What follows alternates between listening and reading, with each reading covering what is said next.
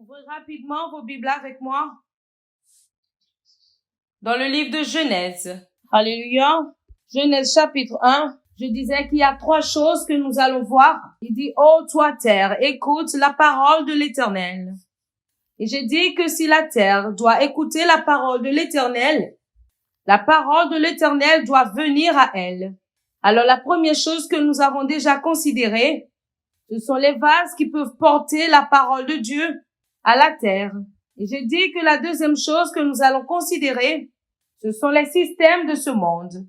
Parce que si vous ne comprenez pas les systèmes de ce monde, vous ne vous préparez pas pour le combat. Vous prétendrez que la vie doit être vécue habituellement.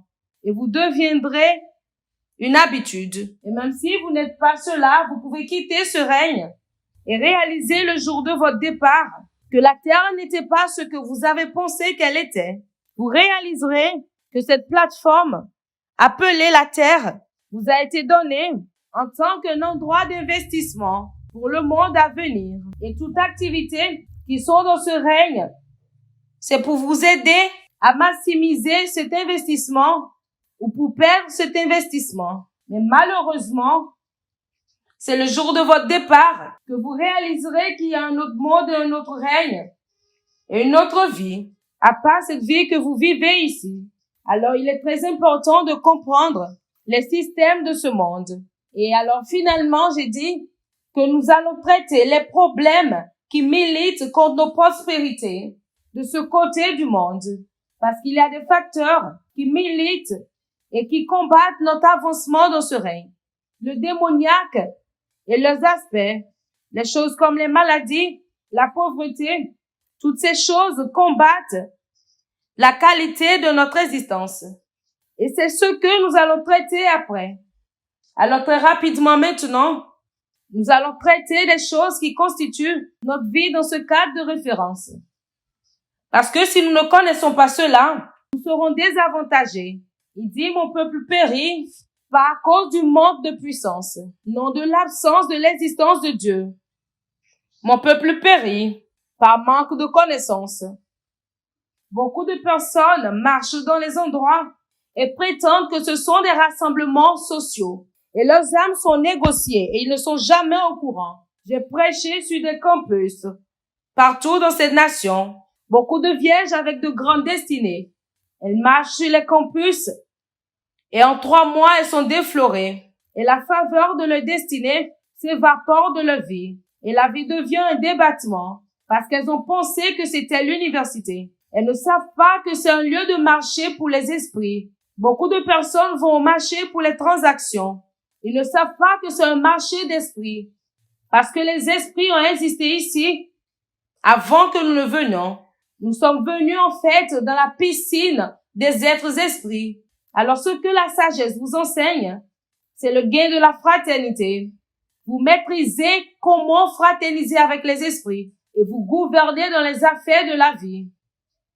C'est pour cela que nous devons comprendre la structure du cosmos. Avant qu'aucune chose ne puisse exister, Elohim était, parce qu'il est celui qui était, qui est, et qui vient. Il demeure en lui-même, avant que le temps n'ait été créé. Vous savez, c'est une réalité qui existe dans une dimension que votre pensée ne peut pas factoriser. Alors vous acceptez seulement cela par la foi. C'est pour cela qu'il a dit que c'est par la foi que nous comprenons que le monde a été créé ou formé par la parole de Dieu. Il y a une compréhension et un programme d'éducation qui existe dans un règne qui ne peut pas être capturé dans un contexte articulé. La seule manière par laquelle vous pouvez interagir avec ces dimensions, c'est d'articuler cela dans votre esprit. Alors nous avons compris qu'avant l'espace, avant l'éternité et avant que le temps ne soit créé, Elohim existait en lui-même. Vous voyez, il a fallu des prophètes qui ont été dans le trajet éternel pour venir avec ce lexique de vérité. J'enseignais il y a de cela 2 jours et j'ai dit que Jean, après avoir voyagé dans l'avant-commencement, vous savez, vous ne pouvez pas dire l'histoire du commencement, à moins que vous n'ayez voyagé dans l'avant-commencement. Pour que vous expérimentez le commencement, vous devez voyager dans l'avant-commencement. Et c'est en ce moment que vous pouvez avoir une narration du commencement. C'est pour cela qu'il faudra votre Père pour vous dire comment vous êtes né. Parce qu'il existait avant que vous ne naissiez. Vous ne pouvez pas dire à votre Père comment lui il est né. Alors Jean a voyagé dans une dimension qui existait avant le commencement. Et Paul également a voyagé là-bas. C'est pour cela que vous n'êtes pas un apôtre jusqu'à ce que vous ayez vu le Seigneur. Parce qu'en lui est le commencement. Il dit que Dieu est lumière. Et Paul est venu, il a dit que Dieu habite ou demeure dans la lumière. Alors la lumière demeure dans la lumière. C'est comme cela que le commencement était. Le règne qui existait avant le commencement, c'est Dieu demeurant dans Dieu. Le règne qui existait avant le commencement, c'est la lumière demeurant dans la lumière.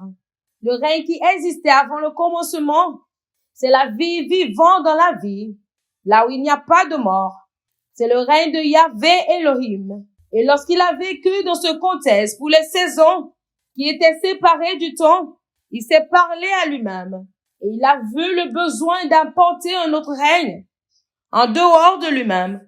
C'est ce qui a amené la création de l'éternité. Voilà ce qui a nécessité la création du temps. Et c'est ce qui a nécessité la création des esprits et des humains. Alors lorsque Moïse a voyagé à Horeb, les plaines de Sion lui étaient ouvertes. Il a commencé à narrer. Il a dit au commencement, Dieu créa les cieux et la terre. Nous ne savons pas comment Dieu l'a fait. Peut-être que Dieu était en lui-même et il a décidé de sortir de lui-même. Et avant qu'il ne sorte de lui-même, il a créé un règne qui pouvait toucher ou un règne où il pouvait mettre son pied, où il pouvait mettre sa main. Parce qu'il est impossible pour n'importe quelle chose de contenir Dieu. Parce que même l'éternité ne peut pas le contenir. Avez-vous vu un enfant avec un ballon? Et l'enfant voudrait jouer. Et il a soufflé le ballon. Et cela a créé un espace. Vous savez, cet espace est venu de l'intérieur de l'enfant. Parce que cela, c'est l'air que l'enfant a soufflé. Alors l'enfant peut souffler le ballon et l'attacher et commencer à jouer avec le ballon. C'est comme cela qu'est l'éternité devant Dieu. C'est comme un ballon. Alors Dieu joue avec cela.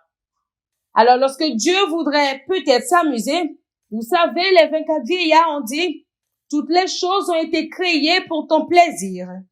Alors de la même manière qu'un enfant souffle et fait un ballon et joue avec le ballon, c'est comme cela que Dieu a créé les cieux et la terre. Alors Dieu joue avec l'éternité comme un ballon. Alors lorsque Dieu voudrait interagir avec l'éternité, ce qu'il fait, c'est de mettre une partie de sa dimension à l'intérieur. Parce que le ballon ne peut pas contenir l'enfant. Alors le trône du ciel est en fait un endroit où une fois Dieu s'est assis et le temps s'est écoulé. Lorsque le temps s'est écoulé, il est sorti du ciel et lorsqu'il veut interagir maintenant avec le ciel, il s'assied. Alors c'est seulement la position assise de Dieu que le ciel peut voir. Le ciel n'a pas vu son visage parce que vous ne pouvez pas le voir. Lorsque Ézéchiel est apparu devant lui, il a dit sa taille jusqu'en haut était la lumière. Parce que Dieu demeure en quoi? Dans la lumière. Alors la face ou le visage de Dieu n'a pas été vu dans ce règne. Et toute la terre entière, la Bible dit que c'est son marchepied. Et non son pied. Ses pieds. Non ses pieds, mais son pied. Cela veut dire que si vous voulez mettre le second pied, la terre ne peut pas contenir cela. Il ne parle pas de la taille d'une jambe, mais il parle de la dimension. Parce que la jambe de Dieu, c'est une dimension. La main de Dieu, c'est une dimension. Le visage de Dieu, c'est une dimension. Alors il a dit au commencement, Il a créé les cieux et la terre. Et parce qu'il voulait s'amuser, il s'est maintenant assis et il a pensé, qu'est-ce que je puisse faire maintenant qui m'apportera du plaisir? C'est comme cela qu'il a commencé l'architecture du règne angélique. Alors il a créé certains anges comme les êtres de lumière. Il a créé certains anges comme les êtres de la sagesse. Il a créé certains anges comme les êtres de la puissance. Il a créé certains anges comme des êtres d'adoration. Toutes ces choses sont conçues pour divertir Dieu, parce que toutes les choses ont été créées pour son plaisir. Et l'un des anges qu'il a créé était une créature de son, un être de l'adoration. Et son nom est appelé Lucifer. Et Dieu lui a donné 2 missions. La première mission, c'était la mission du sacerdoce. Et la deuxième mission, c'était la mission de la gouvernance ou de la royauté. Il devait porter le sacerdoce dans le ciel et la royauté sur la terre, parce qu'il y avait une première terre. Et je vous montrerai dans les Écritures. La mission du sacerdoce, c'est en fait la capacité de rendre ministère à la présence de Dieu. Alors lorsque la présence de Dieu descend ou se montre, le sacrificateur rend ministère à la présence. Le sacrificateur n'est pas premièrement un homme qui vient pour bénir le peuple. Le sacrificateur bénit le peuple parce que lorsqu'il rend ministère à la présence, il transporte un débordement de cette présence. Et c'est ce débordement qu'il déverse sur les gens. Alors il devient un conduit. Dans Exode 28, verset 1 et verset 2, il dit, sépare-moi Aaron et ses fils pour me les consacrer à mon service dans le sacerdoce. Alors ce que Lucifer a fait, c'était d'être le sacrificateur dans le règne de Shamaïm, la région de ce que l'on ne voit pas, la région de l'invisible, la dimension céleste. Il était le sacrificateur de la région Shamaïm. Et ce qu'il devait faire, c'était de se déplacer au milieu des charbons de feu. Et pendant qu'il se déplaçait au milieu des charbons de feu, il fournissait le son et les vibrations. Et ces sons qu'il émettait, c'était ces choses qui alarmaient le ciel pour adorer Dieu. Alors, il était un sacrificateur dans le couloir de l'éternité. C'est pour cela que dans Ézéchiel, chapitre 28, à partir du verset 13, il dit que tes tambourins et tes flûtes étaient préparés pour le jour où tu fus créé. Alors, ce gars, il connaissait bien les sons. Vous voyez ce que nous entendons ici pour nous aider à adorer. Nous avons les pianos, nous avons les tam-tams, nous avons les haut-parleurs, nous avons les amplificateurs. Toutes ces choses étaient à l'intérieur de Lucifer. Alors, si le ciel a besoin d'adorer, il peut faire toutes choses et fournir la musique. Et tout le monde commencera à dire Saint, Saint, Saint est le Seigneur. Saint, Saint, Saint. C'est ça le travail du sacerdoce. Il rend ministère à la présence. Et sur la terre, il était le gouverneur de la première terre. Vous pouvez voir cela dans Ésaïe 14, verset 16. Et lorsqu'il a fini le travail du sacerdoce, il vient maintenant pour établir des ordres sur la terre, jusqu'à ce que l'iniquité ne soit trouvée en lui. En fait, j'essaie de vous montrer comment le système de ce monde a été conçu, pour que vous sachiez ce pourquoi le diable peut gouverner, pourquoi vous sachiez pourquoi le diable peut gouverner dans différentes montagnes d'influence. Il était sur la terre avant que nous ne soyons créés. L'iniquité est entrée dans son cœur.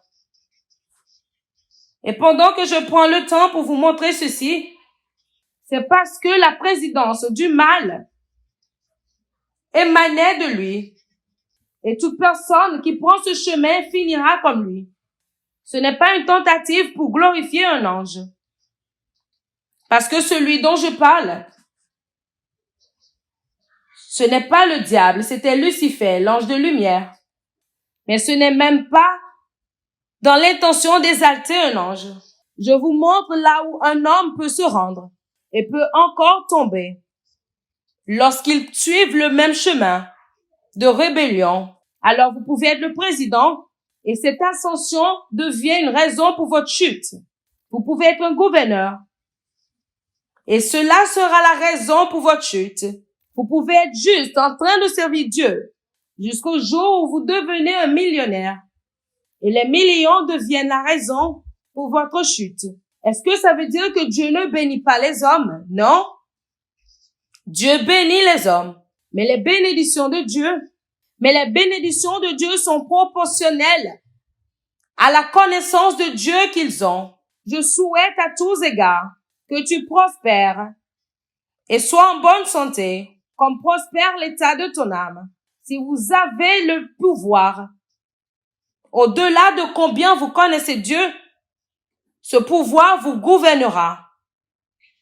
Ce pouvoir vous dominera. Si vous avez de l'argent au-delà de combien vous connaissez Dieu, l'argent vous dominera. Toute chose qui est une bénédiction demeure une bénédiction aussi longtemps que vous connaissez Dieu plus que ces choses. Au moment où ces choses deviennent plus que la connaissance de Dieu dans votre vie, ces choses deviennent votre Dieu et cela devient la corruption.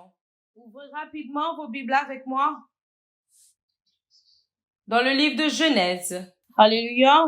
Genèse chapitre 1. Je disais qu'il y a 3 choses que nous allons voir. Il dit, ô toi terre, écoute la parole de l'Éternel.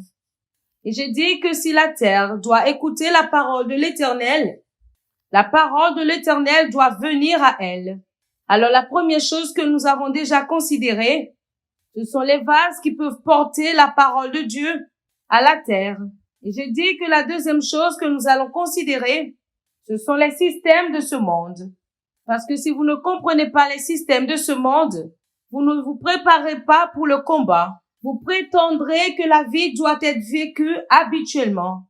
Et vous deviendrez une habitude. Et même si vous n'êtes pas cela, vous pouvez quitter ce règne et réaliser le jour de votre départ que la terre n'était pas ce que vous avez pensé qu'elle était.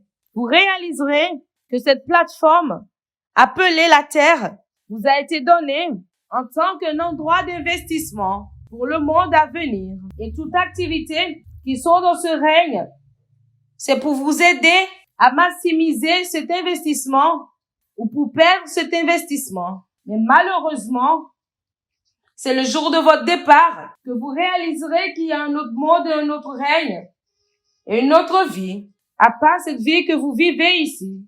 Alors, il est très important de comprendre les systèmes de ce monde. Et alors, finalement, j'ai dit que nous allons traiter les problèmes qui militent contre nos prospérités de ce côté du monde. Parce qu'il y a des facteurs qui militent et qui combattent notre avancement dans ce règne. Le démoniaque et leurs aspects, les choses comme les maladies, la pauvreté, toutes ces choses combattent la qualité de notre existence. Et c'est ce que nous allons traiter après.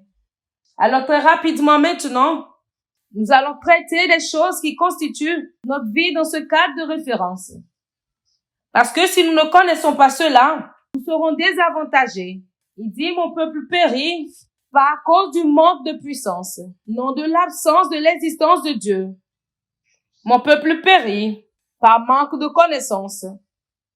Beaucoup de personnes marchent dans les endroits et prétendent que ce sont des rassemblements sociaux. Et leurs âmes sont négociées et ils ne sont jamais au courant. J'ai prêché sur des campus partout dans cette nation. Beaucoup de vierges avec de grandes destinées. Elles marchent sur les campus et en 3 mois, elles sont déflorées. Et la faveur de leur destinée s'évapore de leur vie. Et la vie devient un débattement parce qu'elles ont pensé que c'était l'université. Elles ne savent pas que c'est un lieu de marché pour les esprits. Beaucoup de personnes vont au marché pour les transactions. Ils ne savent pas que c'est un marché d'esprits. Parce que les esprits ont existé ici avant que nous ne venions. Nous sommes venus en fait dans la piscine des êtres esprits. Alors ce que la sagesse vous enseigne, c'est le gain de la fraternité. Vous maîtrisez comment fraterniser avec les esprits et vous gouvernez dans les affaires de la vie. C'est pour cela que nous devons comprendre la structure du cosmos Avant qu'aucune chose ne puisse exister, Elohim était, parce qu'il est celui qui était, qui est, et qui vient. Il demeure en lui-même, avant que le temps n'ait été créé. Vous savez, c'est une réalité qui existe dans une dimension que votre pensée ne peut pas factoriser. Alors vous acceptez seulement cela par la foi. C'est pour cela qu'il a dit que c'est par la foi que nous comprenons que le monde a été créé ou formé par la parole de Dieu. Il y a une compréhension et un programme d'éducation qui existe dans un règne qui ne peut pas être capturé dans un contexte articulé. La seule manière par laquelle vous pouvez interagir avec ces dimensions, c'est d'articuler cela dans votre esprit. Alors nous avons compris qu'avant l'espace, avant l'éternité et avant que le temps ne soit créé, Elohim existait en lui-même. Vous voyez, il a fallu des prophètes qui ont été dans le trajet éternel pour venir avec ce lexique de vérité. J'enseignais il y a de cela 2 jours et j'ai dit que Jean, après avoir voyagé dans l'avant-commencement, vous savez, vous ne pouvez pas dire l'histoire du commencement, à moins que vous n'ayez voyagé dans l'avant-commencement. Pour que vous expérimentez le commencement, vous devez voyager dans l'avant-commencement. Et c'est en ce moment que vous pouvez avoir une narration du commencement. C'est pour cela qu'il faudra votre Père pour vous dire comment vous êtes né. Parce qu'il existait avant que vous ne naissiez. Vous ne pouvez pas dire à votre Père comment lui il est né. Alors Jean a voyagé dans une dimension qui existait avant le commencement. Et Paul également a voyagé là-bas. C'est pour cela que vous n'êtes pas un apôtre jusqu'à ce que vous ayez vu le Seigneur. Parce qu'en lui est le commencement. Il dit que Dieu est lumière. Et Paul est venu, il a dit que Dieu habite ou demeure dans la lumière. Alors la lumière demeure dans la lumière. C'est comme cela que le commencement était. Le règne qui existait avant le commencement, c'est Dieu demeurant dans Dieu. Le règne qui existait avant le commencement, c'est la lumière demeurant dans la lumière. Le règne qui existait avant le commencement, c'est la vie vivant dans la vie, là où il n'y a pas de mort. C'est le règne de Yahvé Elohim. Et lorsqu'il a vécu dans ce contexte pour les saisons qui étaient séparées du temps, il s'est parlé à lui-même. Et il a vu le besoin d'apporter un autre règne en dehors de lui-même. C'est ce qui a amené la création de l'éternité. Voilà ce qui a nécessité la création du temps. Et c'est ce qui a nécessité la création des esprits et des humains.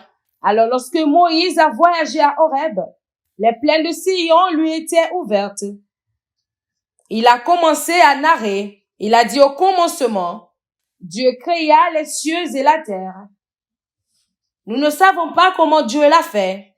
Peut-être que Dieu était en lui-même et il a décidé de sortir de lui-même. Et avant qu'il ne sorte de lui-même, il a créé un règne qui pouvait toucher ou un règne où il pouvait mettre son pied, où il pouvait mettre sa main. Parce qu'il est impossible pour n'importe quelle chose de contenir Dieu. Parce que même l'éternité ne peut pas le contenir. Avez-vous vu un enfant avec un ballon?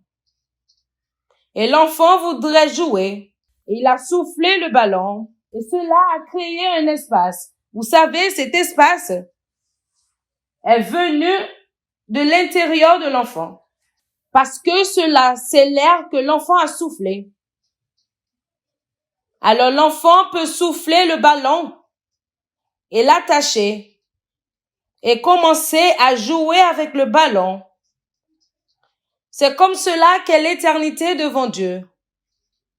C'est comme un ballon. Alors Dieu joue avec cela. Alors lorsque Dieu voudrait peut-être s'amuser, vous savez, les 24 vieillards ont dit, toutes les choses ont été créées pour ton plaisir. Alors de la même manière qu'un enfant souffle et fait un ballon et joue avec le ballon, c'est comme cela que Dieu a créé les cieux et la terre. Alors Dieu joue avec l'éternité comme un ballon. Alors lorsque Dieu voudrait interagir avec l'éternité, ce qu'il fait, c'est de mettre une partie de sa dimension à l'intérieur. Parce que le ballon ne peut pas contenir l'enfant. Alors le trône du ciel est en fait un endroit où une fois Dieu s'est assis et le temps s'est écoulé. Lorsque le temps s'est écoulé, il est sorti du ciel et lorsqu'il veut interagir maintenant avec le ciel, il s'assied.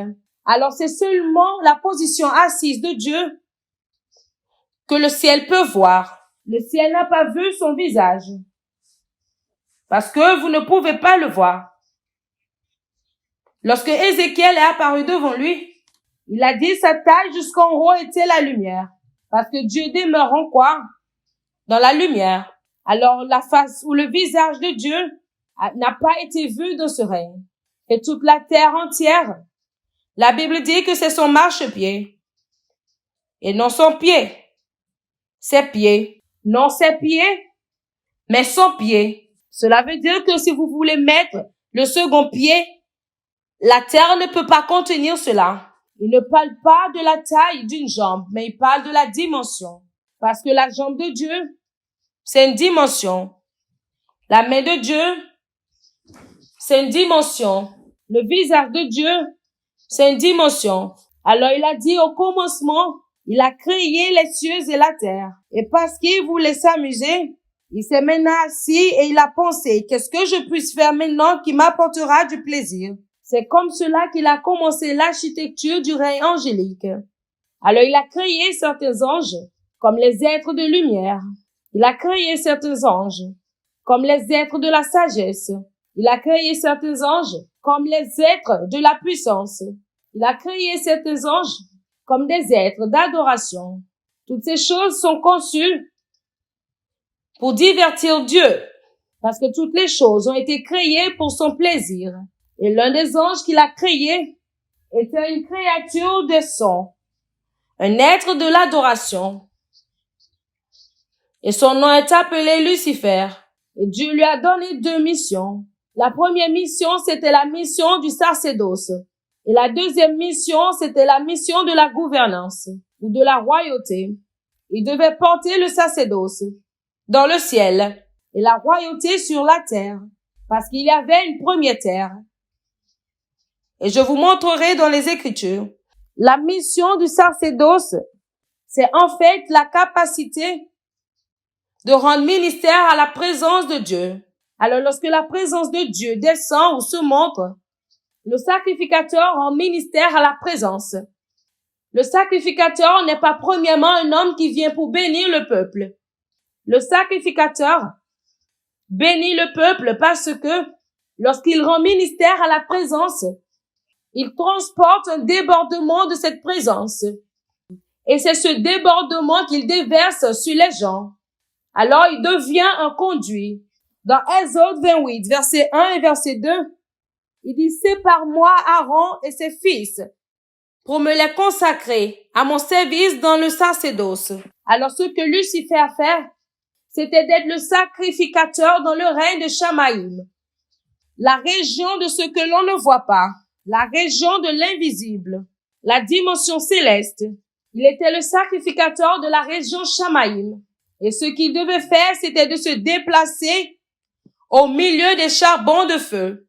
Et pendant qu'il se déplaçait au milieu des charbons de feu, il fournissait le son et les vibrations. Et ces sons qu'il émettait, c'était ces choses qui alarmaient le ciel pour adorer Dieu. Alors, il était un sacrificateur dans le couloir de l'éternité.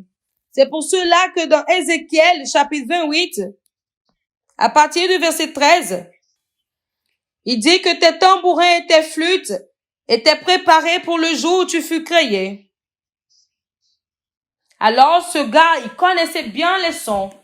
Vous voyez ce que nous entendons ici pour nous aider à adorer. Nous avons les pianos, nous avons les tam-tams, nous avons les haut-parleurs, nous avons les amplificateurs. Toutes ces choses étaient à l'intérieur de Lucifer. Alors, si le ciel a besoin d'adorer, il peut faire toutes choses et fournir la musique. Et tout le monde commencera à dire Saint, Saint, Saint est le Seigneur. Saint, Saint, Saint. C'est ça le travail du sacerdoce. Il rend ministère à la présence. Et sur la terre, il était le gouverneur de la première terre. Vous pouvez voir cela dans Ésaïe 14, verset 16. Et lorsqu'il a fini le travail du sacerdoce, il vient maintenant pour établir des ordres sur la terre, jusqu'à ce que l'iniquité ne soit trouvée en lui. En fait, j'essaie de vous montrer comment le système de ce monde a été conçu, pour que vous sachiez ce pourquoi le diable peut gouverner, pourquoi vous sachiez pourquoi le diable peut gouverner dans différentes montagnes d'influence. Il était sur la terre avant que nous ne soyons créés. L'iniquité est entrée dans son cœur. Et pendant que je prends le temps pour vous montrer ceci, c'est parce que la présidence du mal émanait de lui. Et toute personne qui prend ce chemin finira comme lui. Ce n'est pas une tentative pour glorifier un ange. Parce que celui dont je parle, ce n'est pas le diable, c'était Lucifer, l'ange de lumière. Mais ce n'est même pas dans l'intention d'exalter un ange. Je vous montre là où un homme peut se rendre et peut encore tomber lorsqu'il suit le même chemin de rébellion. Alors vous pouvez être le président et cette ascension devient une raison pour votre chute. Vous pouvez être un gouverneur et cela sera la raison pour votre chute.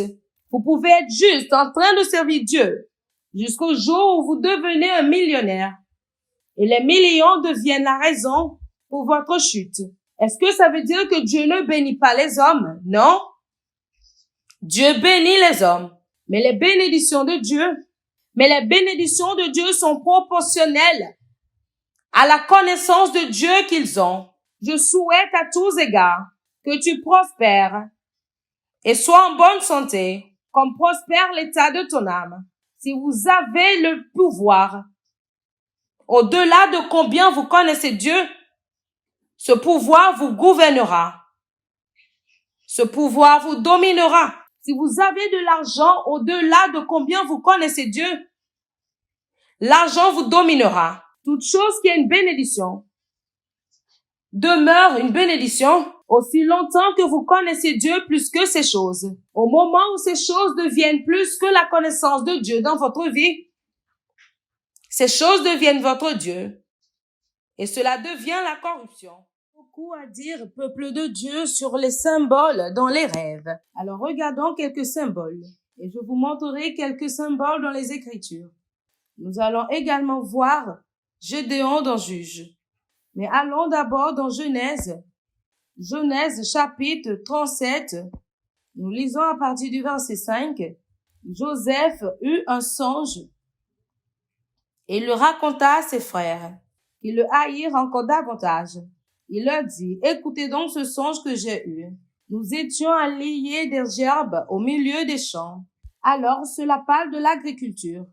Et voici ma gerbe se leva et se tint debout. Et vos gerbes l'entourèrent et se prosternèrent devant elle. Une gerbe, selon les Écritures, parle de possession, de l'office de quelqu'un. Ses frères lui dirent, est-ce que tu régneras sur nous? Comment est-ce qu'ils ont su que c'est ce que cela signifiait? Parce qu'ils ont compris depuis la culture que les gerbes représentent la position, qu'il sera un roi et non eux. Est-ce que tu nous gouverneras? Remarquez ce qu'ils ont dit. Alors, les gerbes parlent de la gouvernance et de la domination. Lorsque nous voyons le pain, lorsque nous voyons le blé, ce dont nous parlons se trouve dans la Bible. Si quelqu'un vous donne le pain, qu'est-ce que cette personne vous donne? C'est l'autorité. Je parle des songes. J'ai eu un songe dans lequel je mangeais du pain et je savais ce que cela signifiait. Alors Dieu m'a dit, je te donne l'autorité. Et ils le haïrent davantage encore à cause de ses songes et à cause de ses paroles. Il eut encore un autre songe et il le raconta à ses frères. Il dit, j'ai eu encore un songe. Et voici, le soleil, la lune et les 11 étoiles se prosternaient devant moi. Et il le raconta à son père et à ses frères. Son père le réprimanda et lui dit, que signifie ce songe que tu as eu? Faut-il que nous venions, moi, ta mère et tes frères, nous prosterner en terre devant toi? Alors Jacob, qui était un prophète, avait déjà compris que le soleil c'était lui-même, la lune c'était sa femme, et les étoiles c'était ses enfants. Alors lorsque vous voyez les étoiles, cela parle des enfants dans la Bible. Rappelez-vous de ce que Dieu a dit à Abraham, les étoiles du ciel, Genèse 15. Et lorsque vous voyez le soleil, cela c'est l'image de votre père, l'image d'un père, parce que c'est ce que Jacob a vu. Alors la lune parle toujours de votre mère. Alors le soleil parle de nos pères. La lune parle de nos mères. Et les étoiles parlent des frères ou des enfants. Alors nous avons vu cela depuis la parole. Nous n'avons pas besoin d'aller plus loin. Tout cela se trouve dans la Bible. Alors maintenant, voyons quelque chose d'autre. Voyons le chapitre 40 et lisons verset 5 au verset 13. Ici, nous parlons de l'échanson et du panetier qui était en prison avec Joseph. Verset 5. Pendant une nuit, l'échanson et le panetier du roi d'Égypte qui étaient enfermés dans la prison eurent tous les deux un songe. Chacun le sien, pouvant recevoir une interprétation ou une explication distincte. Joseph étant venu le matin vers eux, les regarda et voici ils étaient tristes. Alors il questionna les officiers de Pharaon, qui étaient avec lui dans la prison de son maître. Et il leur dit, « Pourquoi avez-vous mauvais visage aujourd'hui ?» Il lui répondit, « Nous avons eu un songe. Il n'y a personne pour l'expliquer. » Joseph leur dit, « N'est-ce pas à Dieu qu'appartiennent les explications? Alors c'est Dieu qui nous donne ses dons pour interpréter. Et je crois qu'en tant que peuple de Dieu, Dieu vous les donnera. Racontez-moi donc votre songe. » Verset 9 dit, le chef des échansons raconta son songe à Joseph. Et lui dit, dans mon songe, voici, il y avait un cep devant moi. Ce cep avait 3 sarments. Quand il eut poussé, sa fleur se développa et ses grappes donnèrent des raisins mûrs. Remarquez ce qu'il a vu. Il a vu un cep, 3 branches. Il a vu cela qui poussait, qui fleurissait. Il a vu des grappes qui donnaient des raisins mûrs. La coupe de Pharaon était donc dans ma main. Je pris les raisins, je les pressai dans la coupe de Pharaon et je mis la coupe dans la main de Pharaon. Joseph lui dit, en voici l'explication. Les 3 sarments sont 3 jours. Alors nous voyons depuis la Bible que Dieu parfois nous donnera certaines choses comme les branches ou d'autres choses pour nous montrer des jours. Alors voici l'explication. Les 3 sarments sont 3 jours. Encore 3 jours et Pharaon relèvera ta tête et te rétablira dans ta charge. Tu mettras la coupe dans la main de Pharaon. Alors retournons en arrière pour voir ce qui a donné à Joseph la clarté pour l'interprétation. C'est que premièrement, il a su que le vin parle de quelque chose qui est béni ou une bénédiction qui arrive, ou la prospérité, ou la réussite. Toutes les fois que vous voyez le cep ou la vigne dans vos songes, quelque chose de bien arrive dans votre direction. Quelque chose de réussi vient vers vous. Quelque chose de prospère vient vers vous. La promotion vient à vous. Alors, la vigne n'est pas un mauvais signe. Il a vu également les raisins. Il a vu des grappes qui donnaient des raisins mûrs. Il a vu la fleur qui fleurissait.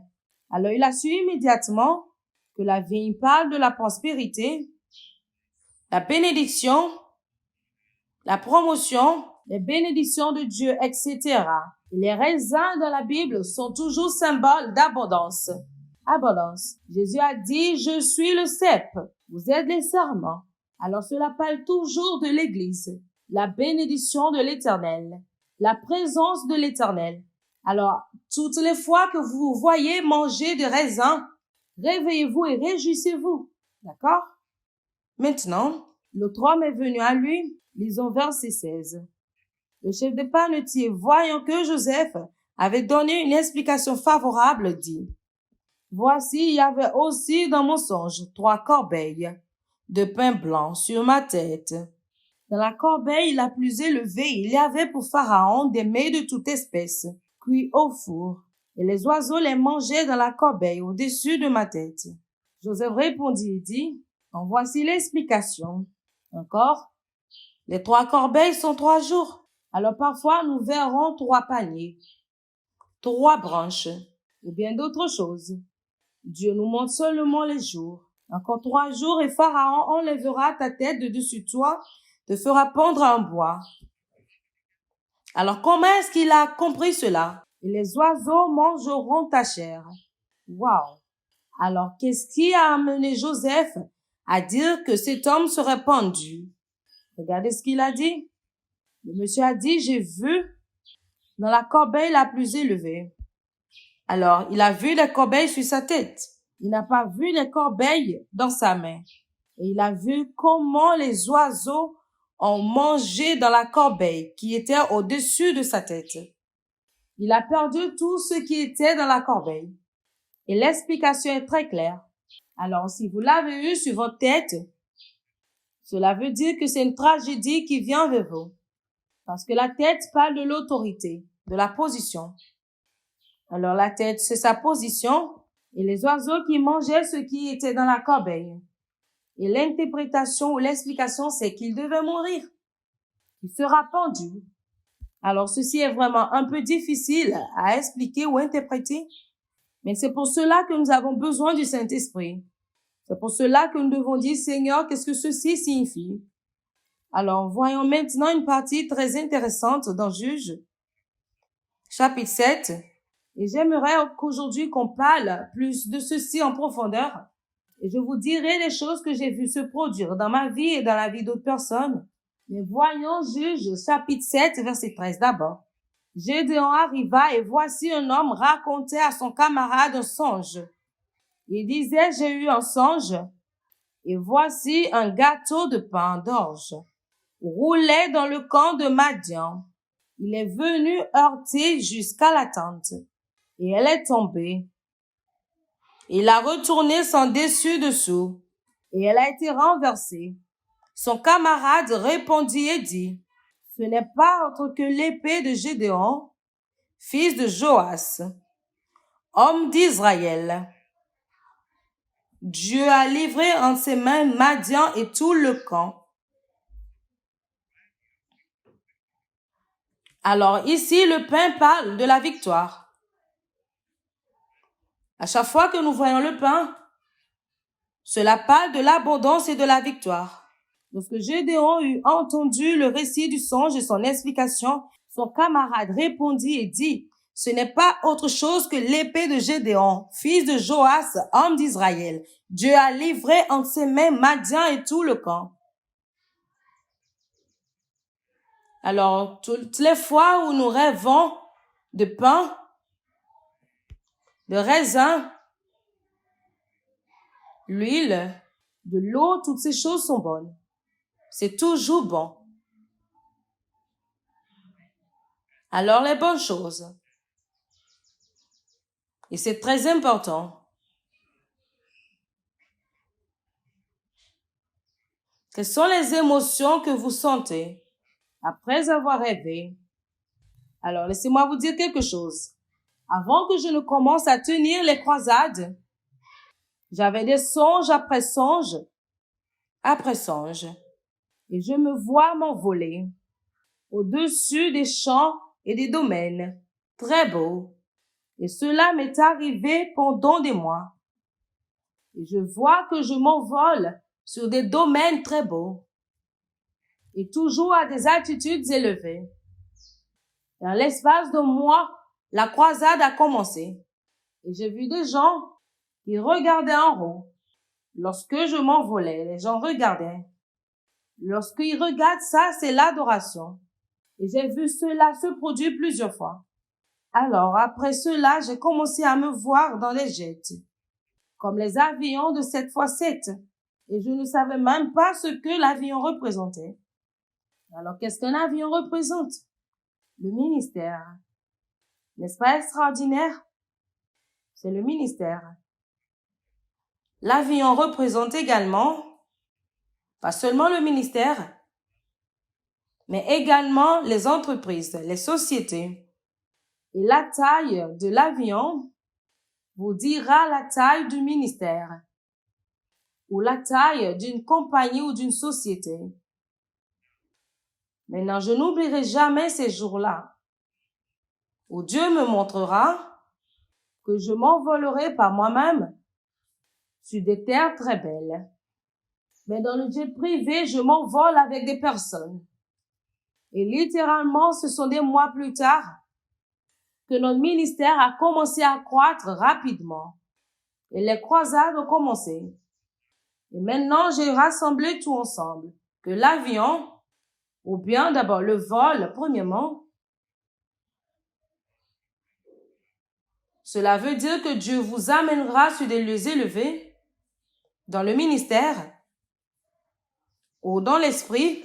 Et s'envoler, c'est également, lorsque vous êtes dans un avion, s'envoler, cela est symbole de ministère, ou d'une entreprise, ou d'une société, ou quelque chose que Dieu vous utilisera à construire, pour bénir la vie des gens. Et peut-être que vous avez vu des choses comme ça vous arriver, vous êtes vu dans l'avion.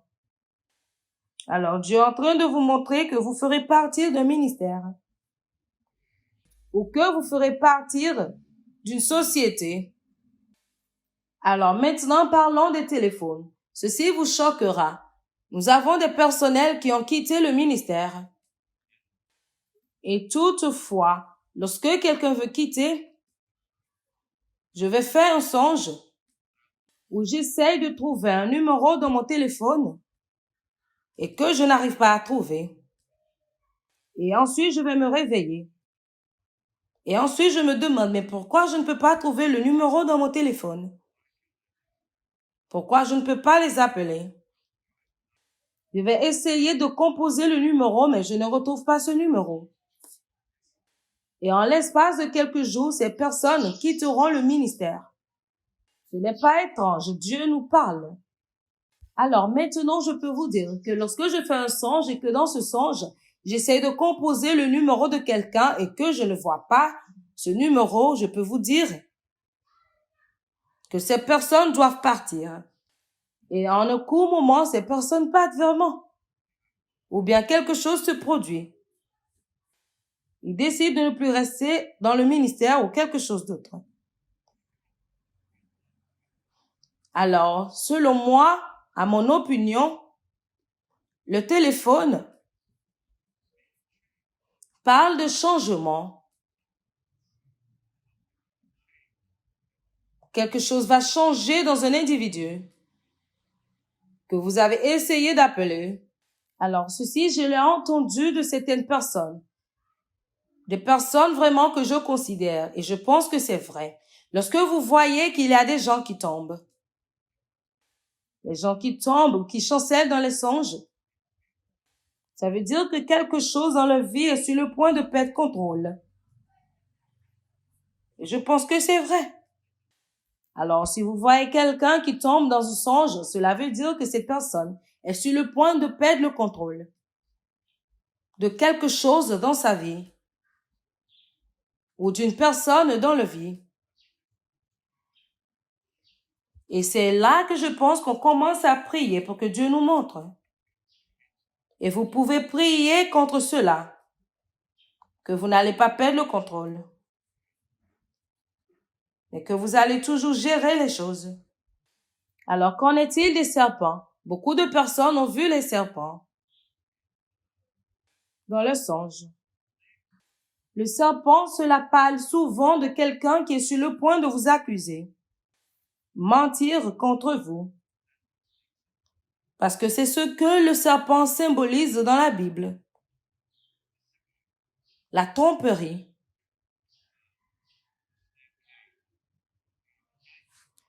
Le serpent est venu à Ève et lui a menti.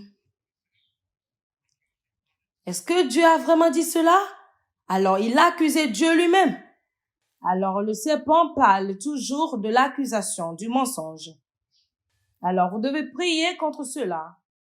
C'est important de comprendre la raison du souffle qui se trouve dans nos narines. Un manque de cette connaissance nous fera vivre notre vie comme s'il n'y a pas de sens pour exister. L'une des choses qui nous distingue dans la classe des mortels, c'est le fait que nos vies sont de manière intrinsèque jointes avec la vie de Dieu. Le sens de notre existence ne peut pas être articulé, sauf si les objectifs de Dieu sont compris. Les autres créatures et les autres animaux qui existent ici existent seulement pour survivre. Alors le souffle, pour eux, c'est un autre billet pour vivre un autre jour. Alors pendant qu'ils marchent dans les jours et dans les temps, tout ce qu'ils recherchent, c'est quoi manger, quoi boire et où se reposer. Mais l'homme n'est pas dans cette classe. Le sens de notre vie transporte le souffle. Et c'est pour cela, lorsque le souffle est retiré, nous allons continuer à exister. Mais l'homme ne se trouve pas dans cette catégorie. La signification ou le sens de notre vie va au-delà du souffle. Et c'est pour cela, lorsque le souffle est retiré, nous allons toujours exister. Parce que nous existions avant que le souffle ne soit donné. Et lorsque le souffle est arraché, nous allons toujours exister comme les créatures de l'éternité. Nous n'avons pas commencé dans le temps. Alors nous n'allons pas terminer ou finir dans le temps. Alors pendant que nous marchons à travers le temps et le pèlerinage sur la face de la terre, c'est très important pour nous de faire un voyage de retour dans le ventre de Dieu et trouver la raison pour laquelle c'était une nécessité que nous existions. Sinon, il n'y aura pas de distinction entre nous et toute autre créature qui a le souffle dans ses narines. Alors le Seigneur est apparu à Jérémie et lui a dit, avant que je ne t'eusse formé dans les entrailles de ta mère, avant que la fabrication de ton naissance a été capturée et a été articulée dans la chair, je te connaissais. La manière dont nous avons existé ne peut pas être capturée dans la pensée de l'homme. Il dit, comme tu ne sais pas la manière dont les os sont formés dans le ventre de celle qui est enceinte, de cette même manière, tu ne connais pas les manières de l'esprit et les œuvres de Dieu. Alors, avant que l'homme ne devienne une réalité existentielle en forme de la chair, il a existé selon le mouvement des voies de l'esprit. Parce que avant que les os ne soient formés, quelque chose existait. Et cela est appelé les voies de l'esprit. C'est pour cela que Jésus a dit, lorsqu'un homme naît de nouveau, il est devenu comme le vent. Il dit de la même manière que le vent souffle. Et tu ne sais pas d'où il vient, là où il va. Ainsi est l'homme qui est né de nouveau. Parce que avant que l'homme ne soit capturé dans les entrailles et dans le ventre de sa mère, cet homme existait comme le vent. Il était selon les dynamiques de l'esprit. Et ce que la forme fait à l'homme, c'est que lorsqu'il a commencé à exister, il veut vivre comme la chair. Mais l'homme n'est pas la chair. L'homme n'est pas la chair. L'homme fait partie des composantes de Dieu. Lorsqu'il a dit qu'il fera l'homme à son image et selon sa ressemblance, la Bible dit, il est allé à la poussière de la terre. Selon Genèse 2, verset 7. Il a rassemblé ensemble la poussière. Et Dieu a pris de lui-même le souffle de ses narines. Et il a implanté cela dans la poussière. Alors l'homme est en fait Dieu existant dans la chair. L'homme est en fait la divinité exprimée. Nous sommes au-delà de la mentalité. Lorsque vous voulez voir les éléments de Dieu, vous n'avez pas besoin de voyager loin. Il a créé un être qui porte son essence. Et il l'a mis dans la poussière pour que vous interagissiez avec lui. Mais la forme a fait que nous vivons comme la chair.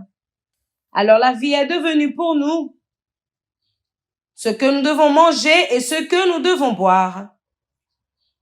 C'est au-delà de cela. Parce qu'un moment viendra où vous n'allez pas manger la nourriture. Un moment viendra où vous allez manger le pain de vie et l'arbre de vie qui se trouve dans le palais de Dieu. Un moment viendra où ce sur quoi vous vivrez, c'est la parole de Dieu et la présence de Dieu. Parce que lorsqu'Adam était en Éden, Adam ne respirait pas l'oxygène, mais il respirait la présence de Dieu. Alors Jésus est venu, il a soufflé sur eux, il a dit, recevez le Saint-Esprit. Il respirait le Saint-Esprit. Il ne respirait pas l'oxygène. Il respirait le Saint-Esprit. Et c'était comme cela que l'homme a été conçu pour opérer. Mais qu'est-ce qui nous a rendu banal? Qu'est-ce qui nous a sali tellement que nous ne pouvons plus sentir les vibrations de Dieu? Dans Genèse chapitre 3, verset 8, la Bible dit que vers le soir, Dieu parcourait le jardin et sa voix se fit entendre. Alors Adam savait lorsque l'énergie de la terre changeait. Il savait lorsque le ciel simulait avec le temps. Il savait quand Dieu se révélait. Et instantanément, il pouvait interagir avec Dieu. Parce que pour lui, l'existence, c'était la relation avec l'Esprit de Dieu. Parce que pour lui, l'existence, c'était la capacité de se tenir dans la présence de Dieu pour écouter sa voix et de respirer son essence. Mais maintenant, même lorsque nous venons à l'église, les cultes deviennent trop longs. La raison, c'est parce que nous sommes détachés du sens. Nous sommes détachés de l'essence. Lorsque nous allons dans l'endroit de la prière, le temps devient une montagne que nous ne pouvons pas escalader. La raison, c'est parce que nous sommes détachés de l'essence. Adam pouvait vivre dans la présence de Dieu pendant longtemps et il ne sentait même pas cela. Il ne voyait pas cela passer. Parce que c'est là où il a été créé pour être. Parce que c'est ce qui définissait sa vie. La qualité de sa vie était la texture de sa communion. Alors lorsqu'on vient à l'église, il n'y a pas quelque chose pour nous divertir, nous ne venons plus. Alors nous pouvons venir au culte d'action de grâce et danser. Mais nous ne pouvons pas venir au veillées. Parce que la veillée est en fait un lieu où nous faisons un voyage du temps dans l'éternité. La veillée est en fait une terre de migration de la chair vers l'esprit. La veillée, c'est en fait un moment où tout le monde se tient devant son Créateur. Les hommes peuvent parler, mais c'est seulement la parole de Dieu qui peut raviver votre esprit. Mais beaucoup ne peuvent pas entendre. Alors le sujet des rencontres divines, c'est l'une des molécules lourdes que nous devons considérer. Parce que si un homme n'a pas de rencontre dans sa vie, il n'a pas commencé à vivre. Les rencontres sont en fait des moments de l'esprit, là où la divinité envahit l'humanité, pour que les buts de Dieu, qui sont dans l'esprit, trouvent expression dans le temps. Les rencontres sont en fait des interfaces entre l'immortalité et la mortalité, pour que ce qui est bloqué dans le ventre de celui qui est immortel, soit extériorisé parmi les hommes. Les hommes qui n'ont pas de rencontre n'ont pas d'histoire à dire dans l'éternité. Parce que lorsque les temps de cet âge seront terminés et que l'annale de l'éternité s'ouvrira, lorsque les chroniques des rois se liront, ils n'auront rien à dire. Parce que la rencontre est la terre où les documents et les empreintes de votre vie vous sont rendus. Nous ne sommes pas venus ici pour survivre. Notre vie est une histoire que Dieu raconte depuis l'éternité. Et jusqu'à ce que vous pouvez voyager pour repartir à travers le couloir des rencontres, vous ne saurez pas ce qui a été écrit vous concernant. Il dit qu'avant que vous ne naissiez, il vous connaissait. Peut-être que nous sommes 8 milliards sur terre, mais avant que vous ne naissiez, je te connaissais. Il y avait une ordination définie concernant ta vie, parce que beaucoup de personnes n'ont pas su le but. Nous pourrons être des milliards, mais celui que nous devons voir, nous sommes gravés dans les paumes de sa main, et même les cheveux de notre tête sont comptés. Mais combien de personnes peuvent voyager et retourner pour aller trouver ce qui est écrit les concernant? C'est à partir de là que la vie commence. Voilà ce pourquoi nous sommes pleins d'ambition. C'est pour cela que nous sommes remplis de chair. C'est pour cela que nous avons la compétition partout. parce que c'est seulement quelques-uns qui connaissent ce qui a été dit ou écrit sur eux. Avant que Dieu ne nous envoie ici sur terre, il y avait un programme défini pour chacun de nous.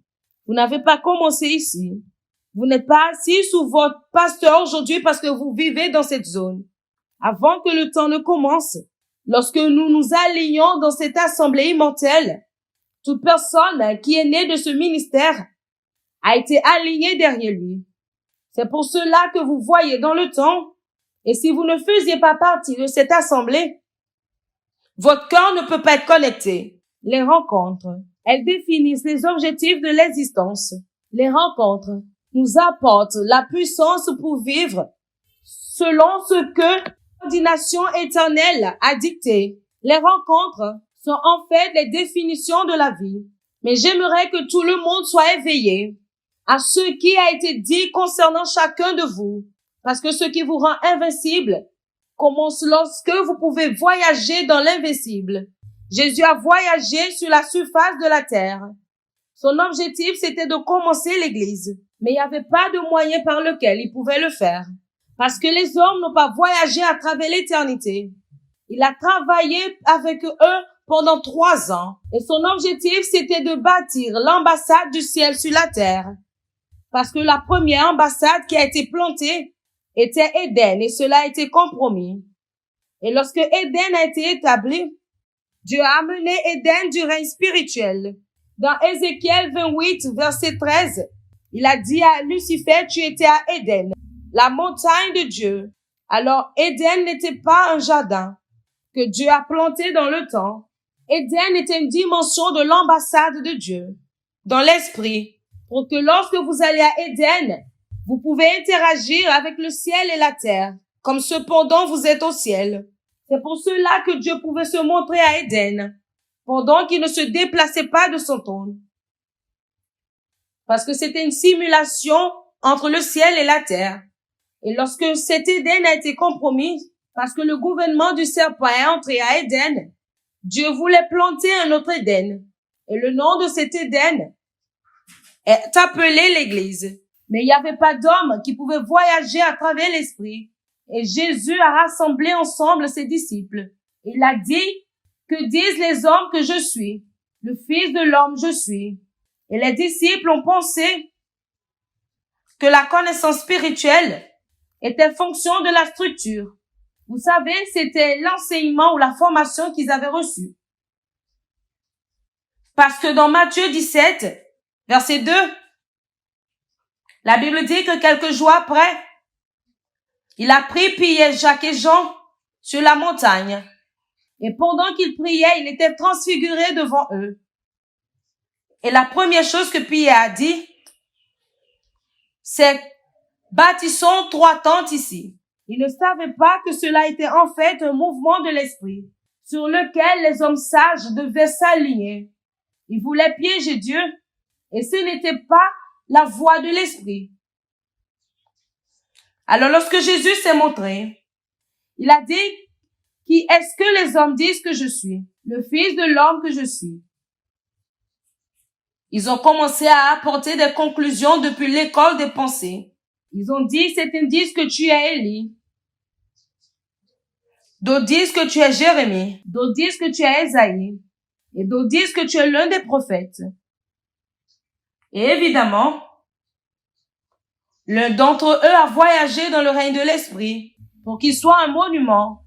Aussi longtemps que sa racine ne puisse être dans l'esprit, il était un monument. Alors évidemment, aucun d'entre eux n'a voyagé à travers le règne spirituel pour qu'il soit un monument. Aussi longtemps que sa racine n'est pas dans l'esprit, il pouvait être un monument. Et cela également transmet dans notre vie. Nous pouvons devenir puissants sur terre, mais nous sommes des monuments, à moins que nos racines sont dans l'esprit. 90% des croyants aujourd'hui se débattent. La raison, c'est parce que leur vie n'est pas enracinée dans l'esprit. Et si ce n'est pas enraciné dans l'esprit, les portes du séjour des morts prévaudront.